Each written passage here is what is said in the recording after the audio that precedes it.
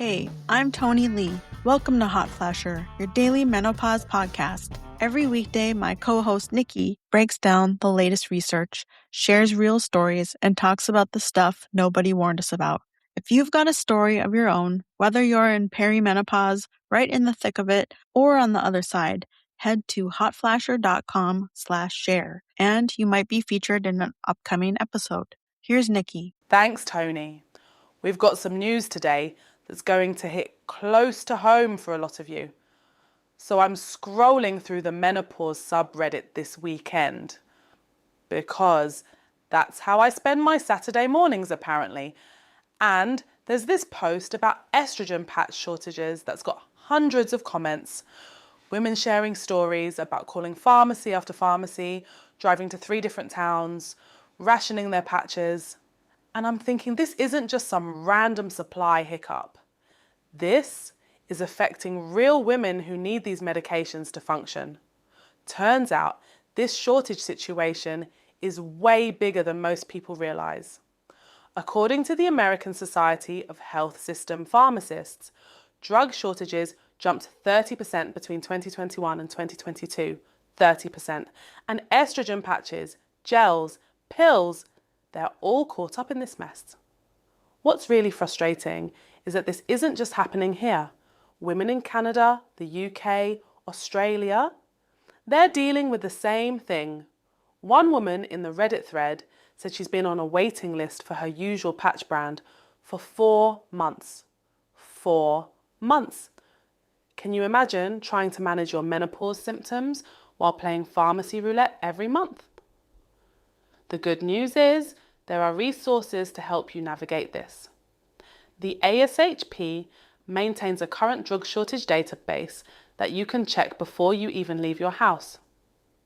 Search for your specific medication and dosage, and you'll know if there's a known shortage. Some women are finding success by asking their doctors about alternative formulations, maybe switching from patches to gel or trying a different brand that's currently available. But what really gets me is that we're talking about hormones here. These aren't optional medications for most women taking them. When you're dealing with severe hot flashes, brain fog, or sleep disruption, you can't just wait it out while manufacturers sort through their supply chain issues. Speaking of hormones and their effects, there's some genuinely exciting research that just came out about hormone therapy and weight loss. Now, I know weight is a sensitive topic, and I'm not here to tell anyone what they should or shouldn't weigh. But if you've been struggling with the weight changes during menopause, this might be interesting to you. Researchers found that women taking hormone therapy had 35% better results when using GLP-1 medications. Those are the new weight loss drugs like Ozempic and Wegovy that everyone's talking about. 35% better results. That's not a small difference. The study looked at women who were already on hormone replacement therapy when they started the GLP-1 medications, compared to women who weren't on HRT. The hormone therapy group lost significantly more weight and kept it off better. Now, before anyone starts calling their doctor demanding both medications, remember that these are both serious treatments with their own considerations and potential side effects. But what I find fascinating is how this research is showing us that hormones affect so many systems in our bodies. Weight regulation, metabolism, how we respond to other medications, it's all connected. Dr. Sarah Johnson, who led the study, pointed out that estrogen plays a crucial role in how our bodies process and store fat. When estrogen levels drop during menopause, our metabolism shifts. So it makes sense that restoring some of that hormonal balance might help other weight management strategies work better. This is still early research, and we need more studies to understand exactly how and why this works. But it's another piece of evidence that hormone therapy isn't just about managing hot flashes and night sweats. It's about supporting your body's overall function. What I really want to see is more research like this that looks at how different menopause treatments interact with each other and with other health interventions. Too often, we're studying things in isolation when real women are dealing with multiple symptoms and multiple treatments.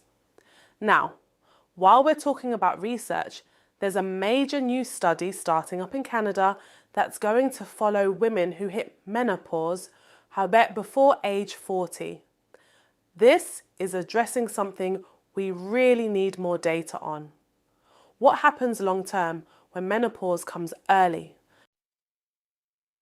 About 1% of women experience what's called premature ovarian insufficiency, where their ovaries stop working normally before age 40.